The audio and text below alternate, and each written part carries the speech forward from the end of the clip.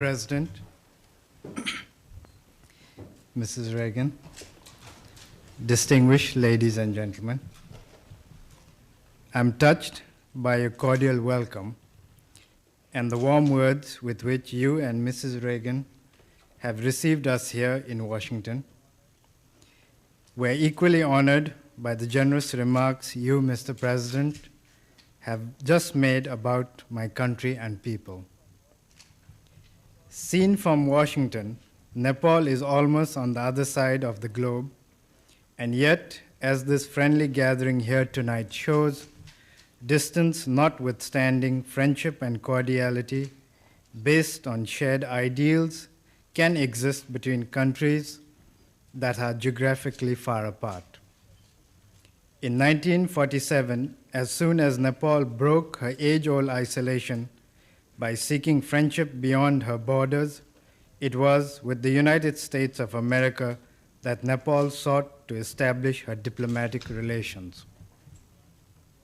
Since 1951, the year when my grandfather, late King Thiruvan, led the Nepalese people to democracy, we have looked to the United States as a land of freedom and fulfillment.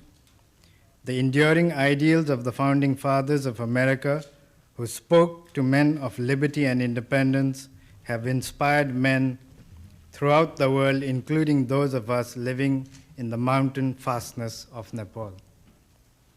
In our part of the world, if America is looked upon as a land of gold, grain, and computers, a country of skyscrapers and space shuttle, she is also regarded as a nation committed to respect man and his dignity. A land of discovery, America has distinguished herself in being inventive, in breaking new grounds, and opening newer horizons of knowledge for the betterment of man. With a country such as the United States, one wonders if Nepal has anything in common. On the surface, there may seem very little. Yet, as men living in the same planet, we have common stakes in the global peace, prosperity, and indeed the survival of man in dignity and freedom. We are happy to see, Mr. President, your efforts to maintain peace and stability around the world. The Nepalese people join me in appreciating the understanding with which, on behalf of the people and the government of the United States, you have extended support to the concept of Nepal as a zone of peace. This recognition, I assure you, will go down not only as an important landmark in the history of our relations, but also as a testimony of your personal commitment to the cause of peace, stability, and freedom. Nepal rejoices in the achievements of the American people in different fields of human endeavors. The initiative and enterprise of your people are exemplary. Yet what happens in this part of the world sends its ripples even to the roadless villages of Nepal. We receive their fallout. When America suffers a temporary drought, millions around the world get affected. Indeed, if I may seek your indulgence, I would like to mention something that on the surface may sound trivial, but sometimes it is the small thing that can bring about profound changes. The corn, maize, in Nepal was introduced from this part of America, as were the potatoes from the Andes nearly 300 years ago. These new crops not only altered our hill economy, but even the mode of life by making settlements possible in the mountain terraces of Nepal. Evidently, we do not live in islands, but in a world bound in a nexus of interdependence. What happens in America ceases therefore to be a local event. The United States, as such, has shown a consistent understanding towards this and has assisted Nepal in stretching her hand of friendship and cooperation in many fields, including the building of infrastructures. May I take this opportunity, therefore, to thank you and through you to the people and government of the United States for the support we have received in meeting the challenges of development in Nepal. Mr. President, in recent years, America has brought glory to humanity by landing man on the moon. It is indeed thrilling to reflect that one can soar into space to explore the unknown and scan the stars. Yet these adventures into outer space would carry still deeper meaning if the part of humanity living in Nepal could also rid themselves of their continuing poverty.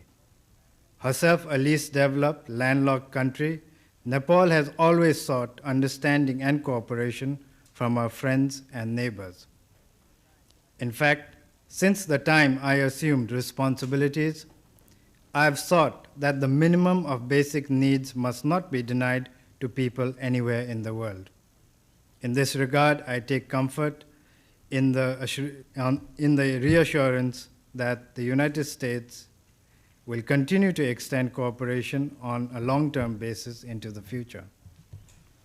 Modern technology, Mr. President, has reduced distance and joined us all into a family of nations. This situation demands that we create an enduring relationship based on a sense of purpose and meaning. Were Nepal and countries in her region willing to join hands with the United States and other international agencies in a creative effort for prosperity by putting into use a fragment of their human and capital resources to harness the water potentials of Nepal, it would not only enable them to walk over a long road to progress for our region as a whole, but would also continue to build bridges of understanding between a most advanced and a least developed nation of the world. It would also mean eliminating the perils of hunger on the one hand and the danger of instability and extremism on the other. I have no doubt that Nepal and the United States can cooperate in many fields of creative endeavors. As countries that have shown respect to the uniqueness of the individual, we believe in the conservation of the natural as well as the spiritual heritage of man. But most important of all, we both honor the freedom of man and the independence of nations. In this regard, we appreciate the support the United States has shown consistently to our identity as a nation. Mr. President, I cherish the fruitful exchange of views we have had recently with each other.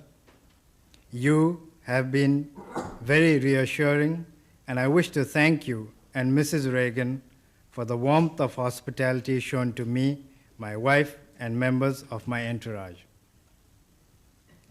Excellencies, ladies and gentlemen, may I now request you to join me in proposing a toast to the health and happiness of President Ronald Reagan of the United States of America and the First Lady, Mrs. Nancy Reagan, to the peace and prosperity of the American people, and to the further development of friendship between Nepal and the United States.